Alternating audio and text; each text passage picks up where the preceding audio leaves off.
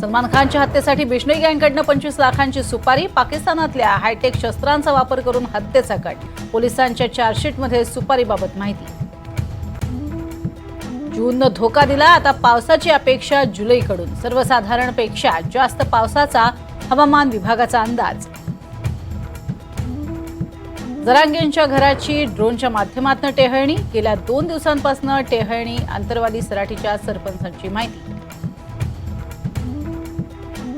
नीटनं दुसऱ्यांदा घेतलेल्या परीक्षेत 60% विद्यार्थ्यांच्या गुणांमध्ये थोडीशी सुधारणा, ग्रेस मार्क एवढा स्कोअर करण्यात मात्र सर्वजण अपयशी।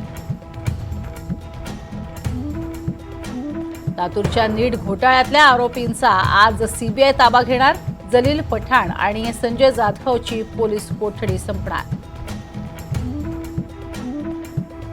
मुख्यमंत्री लाडकी बहीण योजनेसाठी राज्यभरात सेतू केंद्रांवर महिलांची गर्दी, नोंदणीसाठी लागणारी कागदपत्र जमा करण्यासाठी महिलांच्या लागल्या लांबच लांब रांगा। 90 मिनिटांच्या राहुल गांधींच्या भाषणात सरकारवर जोरदार टीका, मोदी शहा राजनाथ सिंगांचा पलटवार, आजही गोंधळाची शक्यता।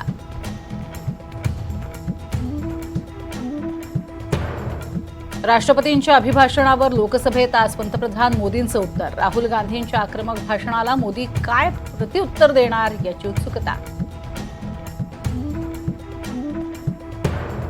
विधान परिषदेच्या 4 पैकी 2 जागांवर ठाकरे गटाला विजय, तर कोकण पदवीधरची जागा भाजपकडे, नाशिकमध्ये शिंदे गटाला विजय मिळवत आघाडी। आजचा विजय बाळासाहेबांना अर्पित, हा विजय शिवसैनिकांचा, अनिल परबांची प्रतिक्रिया, मुंबईत फक्त ठाकरेंची शिवसेना, परबांचा विरोधकांना टोला।